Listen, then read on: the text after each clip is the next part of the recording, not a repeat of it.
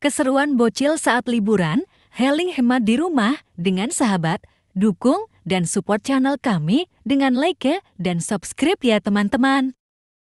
Assalamualaikum warahmatullahi wabarakatuh. Salam sejahtera, sehat selalu untuk kita semua.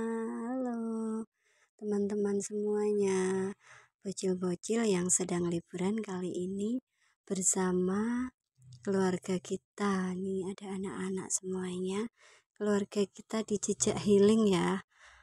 Terima kasih yang sering menonton dan mengikuti.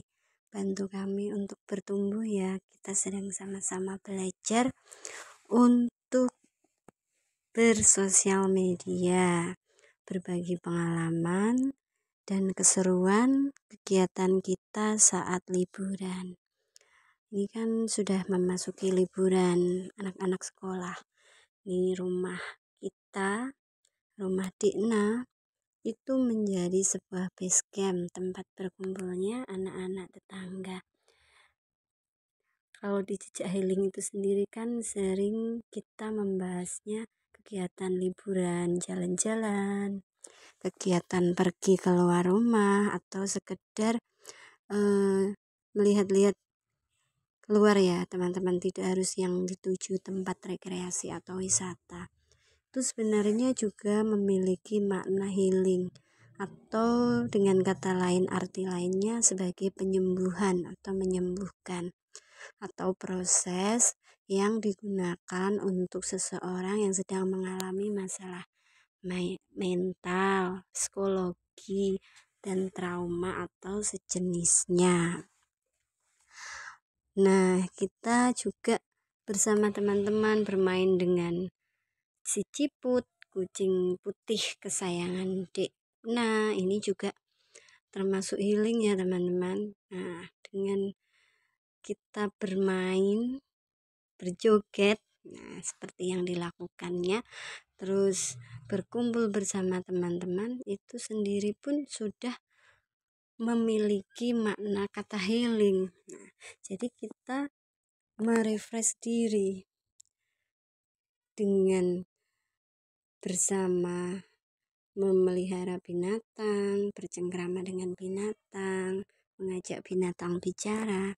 Itu sebenarnya merupakan salah satu penyembuhan yang murah, praktis, hemat, dan bisa kita temukan di mana saja. Nah, berbagi cerita dan pengalaman bersama teman, nah memeluk binatang, bercanda, itu merupakan wujud kasih sayang juga selain sebagai makna penyembuhan.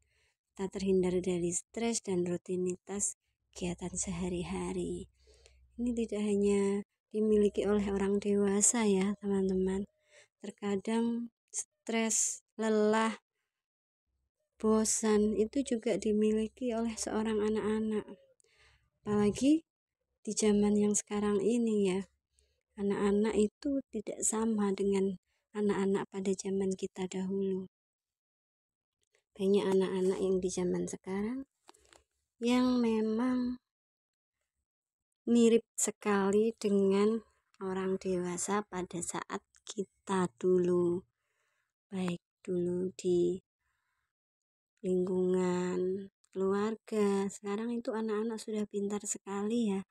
Pintar membuat konten, pintar sekali menggunakan peluang dan kesempatan.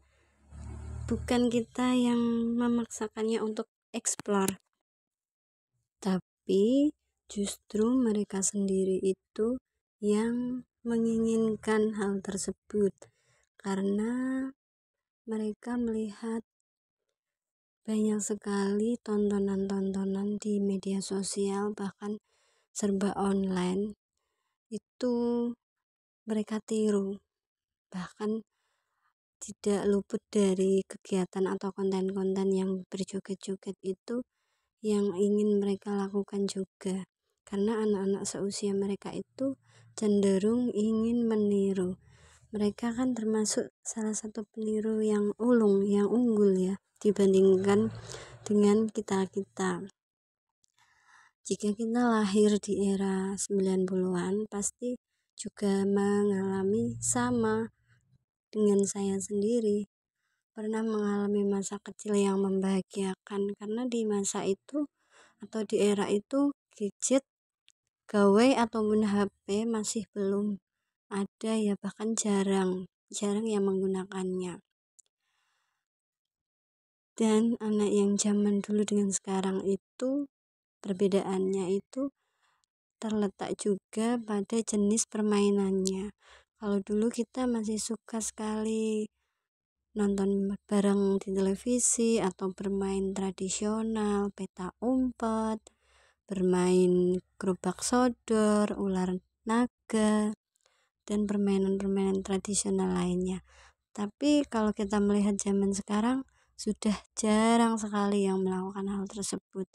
Bahkan sebagian besar ini mereka lebih senang dan lebih asik bermain dengan gawainya.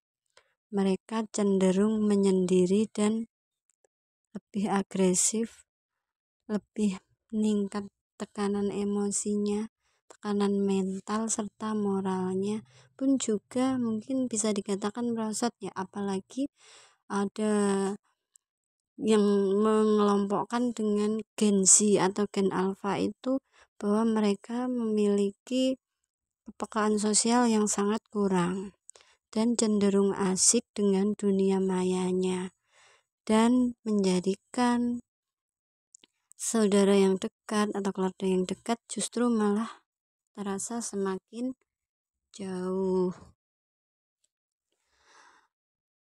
Anak-anak sekarang itu memang cenderung memiliki tekanan mental yang tinggi karena memang pengaruh dari sosial online yang mereka lihat tanpa ada batasan usia ya, karena kan kebanyakan dari mereka untuk menggunakan gawai gadgetnya itu tontonan yang disajikan lebih banyak dengan tontonan yang usia 17 tahun ke atas atau 15 tahun ke atas, tontonan-tontonan yang mengarah kepada perilaku dewasa. Nah, makanya di sini saya sendiri dengan keluarga itu lebih suka memberi tips untuk kita semua apabila anak itu agar bisa terkendali dengan cara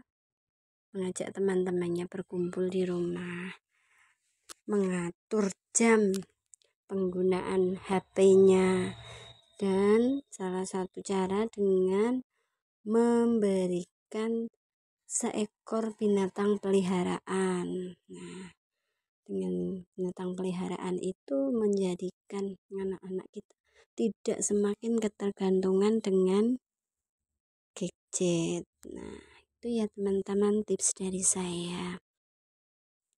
Oke, sekian dulu info, tips, dan sharing berbagi kita tentang liburan bersama bocil. Yuk bantu subscribe, like, dan komen untuk mensupport channel kami. Semoga nanti bermanfaat untuk kita semuanya. Terima kasih. Wassalamualaikum warahmatullahi wabarakatuh.